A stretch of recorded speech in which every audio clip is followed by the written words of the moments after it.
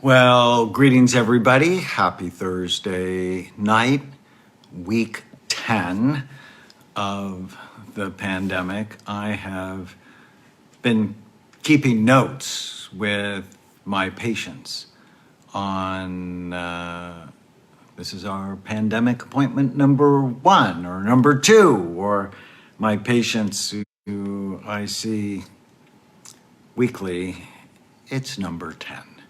And so I am excited to talk to all of you tonight, and a lot of relationship issues came up today with spouse, with children, with business partners, and I want to talk about 4 ways guaranteed to ruin the relationship. Now, let's be clear. We're in a pandemic. Baseline stress levels for virtually everyone have gone up 30%. And what that means is in your relationships, grace would be a really good thing. That in my house, the rule is you probably are okay if you have a tantrum once a week. And so I guess that's 10 tantrums. And nobody in my house of 6 people have had 10 tantrums. Now, a couple have had a few of them. Like over the dishes. And I'm sort of in charge for dinner, but when I get up in the morning and there are dishes, I'm like, so I said to them recently, I said, so what do you think it'll take to get the dishes done? Knowing if you give a child some input into the consequences, they're actually often more severe than what I would think of. And so for the next couple of days, the dishes were done, but they were on the sink. And they're like, well, we want to air dry them. It's like, well, who's getting them from the sink to where they belong? So it's been a stepwise process. Anyways, the 4 horsemen, guaranteed to ruin your relationship. And this is research based from my friends, John and Julie Gottman, up at the University of Washington. The first one is criticism. So with the dishes, I clearly could have said, you all are lazy and you don't care. And I mean, I could like get nasty, but it's not really who I am, and I wouldn't like it, and I wouldn't like it if somebody did it to me. Do you find yourself more critical than you need to be? And often the criticism comes when you're tired, when you haven't slept well, when you have low blood sugar, when you're feeling stressed, anxious, or bad about yourself. So criticizing another person is guaranteed to begin to ruin the relationship. The second thing is defensiveness, is they say something and you act like you have Teflon on. That what you say is it just, what they say to you just bounces off. And you're like, you didn't put that away. And it's like, well, you didn't put it away either. And as soon as, have you seen this in relationships? As soon as one person says something, the other person doesn't listen and take it in, is they defend and there's no communication. So criticism, defensiveness, contempt. It's where you talk down to them in sort of a nasty, negative way. That is not going to build the relationship. In fact, it's one of the worst things to do. And Dr. Gottman would actually look for these traits. He'd just give a couple of random problems to solve. And if he saw criticism, defensiveness, contempt, and the last one is stonewalling. It's like you just won't talk about it. You just completely blow them off. And what I've often seen, because this is common, what I often see is women overwhelm their partners with words. And the guys get confused and they shut down or they explode. Coming up soon, I'm going to do a night on anger with my good friend, Dr. Earl Hensland. There was something in the paper today. Did you see it? It was a fight in a Home Depot parking lot in Florida, and these people are throwing paint at each other. And it's not hysterical, it's disturbing, sort of hysterical, to see grown men acting like that. So if you find yourself being critical, notice what you like more than what you don't like. There's a penguin on my top shelf. Show it to you briefly. That's because I wrote a penguin book called The Most Important Thing in Life I Learned from a Penguin. How do we shape animal behavior? By noticing what you like more than what you don't like. You know, I've heard a lot of people think they're quoting the Bible with spare the rod and spoil the child. That verse is actually not in the Bible. It's from a poem by Samuel Butler about his new love, and they're promising to do like S&M things to each other. And the rod in the Bible is a shepherd's rod. Shepherds don't use their rod to beat the sheep.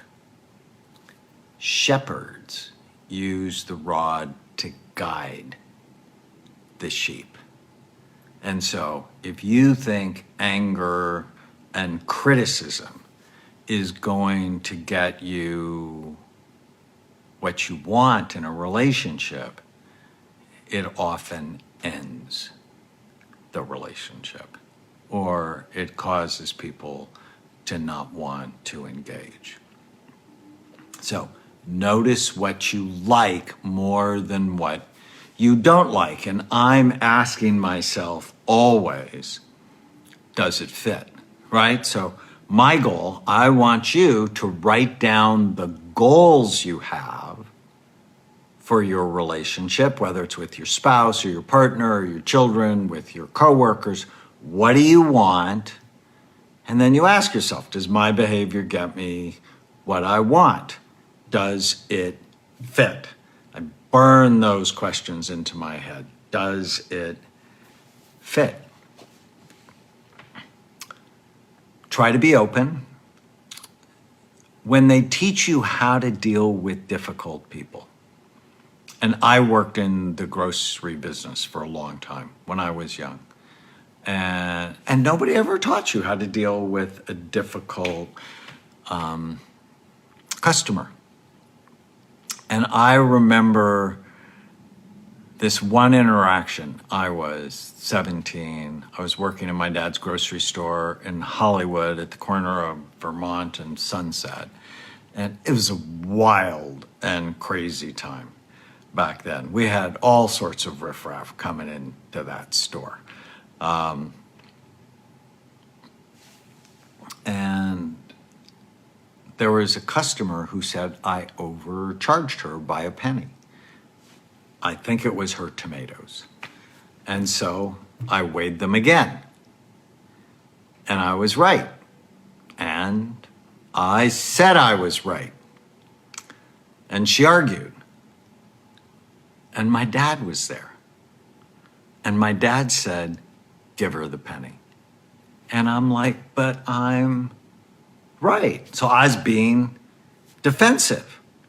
And my dad is seeing this customer who over time is worth way more than a penny to her, to him, and to the business.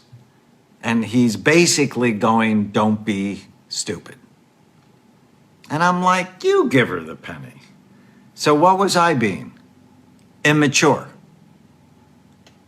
When somebody says that you do something wrong, it's okay to go, well, let me think about it. And then, one of the things I don't really like, I hear things all the time where I don't agree with someone. But rather than just argue, I ask myself, is this important enough to say? Because sometimes they'll just say things that mean nothing or have nothing to do with anything, and I just don't feel the need to have to correct them because it doesn't matter. It's not important. And so when someone says something to you, go, well, I can see why you think that. Maybe that's not my experience, but I can understand where you're coming from. Try not to be defensive. One of my friends said, defense is the first act of war. Contempt, that's a bad time in the relationship. When you have snide comments, you talk down to people, you act like you're better than other people. It's sort of like you have one foot out the door when you're doing that. It's not kind and it's not helpful. And then stonewalling. Stay in the discussion.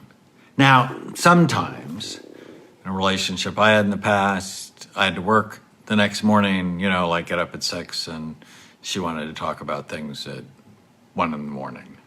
And then when I didn't want to do it, it's like, you don't love me. And there are times when you have to draw boundaries. But now I'd say, I really want to talk this through with you. We'll set time tomorrow to do that. But if the other person is stealing your sleep so you can't function tomorrow, that's not okay. So boundaries are okay. So you might not be able to talk about everything at the moment, but giving them a time to talk about it so you don't stonewall is really important. And then when I think of relationships, I always carry mnemonics in my head that help me remember important things. So I have this mnemonic called relating. R is responsibility. Who's responsible in this relationship? Responsibility does not mean fault. It means your ability to respond. And I want 100% responsibility. Not, she made me do this, he made me do that by how he acted. I want to respond in a way that makes me proud. E is empathy, see things from the other person's point of view. So important, and it's a brain function. So if you've had a brain injury, that could be much harder for you to do. L is listening. So when someone criticizes you, rather than just get defensive or come back with contempt or stonewall, repeat back what you hear. You never listened to me. I never listened to you? That must be so hard, so frustrating. It diffuses the situation. So,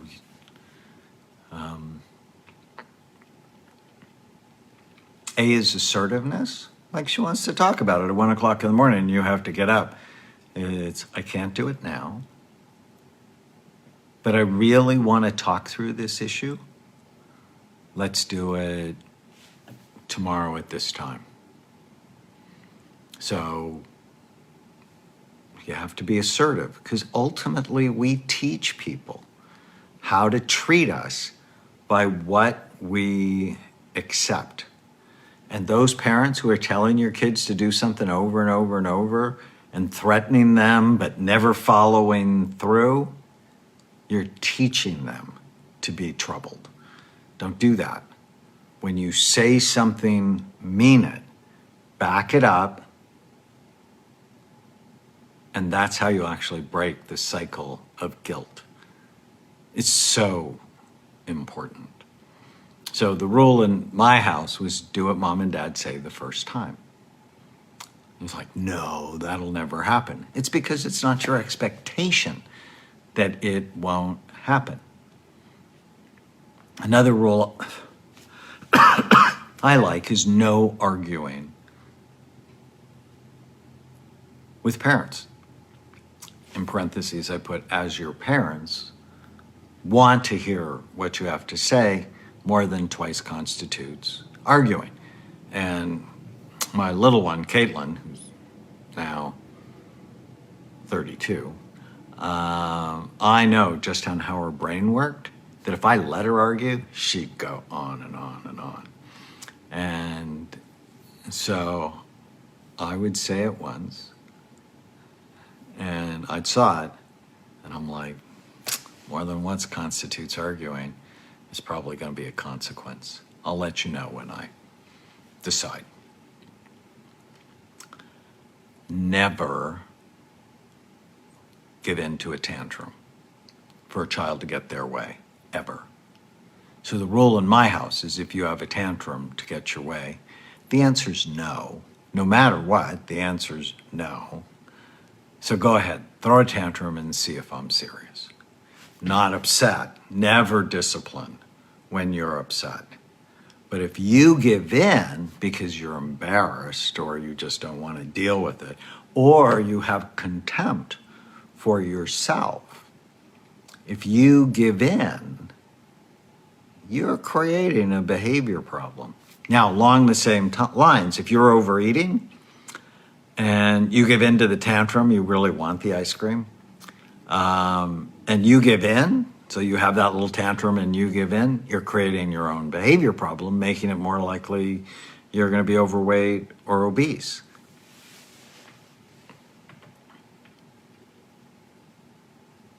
T is time, actual physical time. And that's why 80% of parents believe they're closer to their children now, because they definitely, for many people, have more time. And, you know, even if you have a lot of kids, I remember with my mom, I'd get 20 minutes a week with her. But it was so important to me, sitting on the couch, reading with her. If you can do 20 minutes a day with a child, do something with them they want to do, and during that time, no commands, no questions, no directions. So helpful.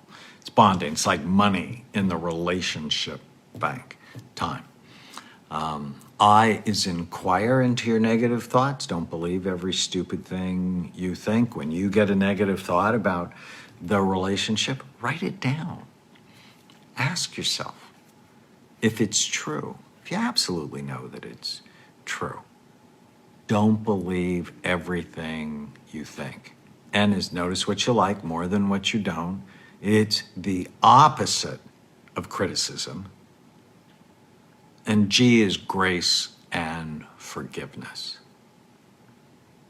So, responsibility, your ability to respond, you want 100%. Empathy, listening, repeat back what you hear before you give your opinion on it. Assertiveness, we teach people how to treat us. Time to build the bond in the relationship. Inquire into your negative thoughts. Don't believe every stupid thing you think. Notice what you like more than what you don't. Grace and forgiveness. So important. We have choices. We can choose to ruin our relationships. We can choose to make them better. That is my prayer for you. I hope you have a great night. See you soon.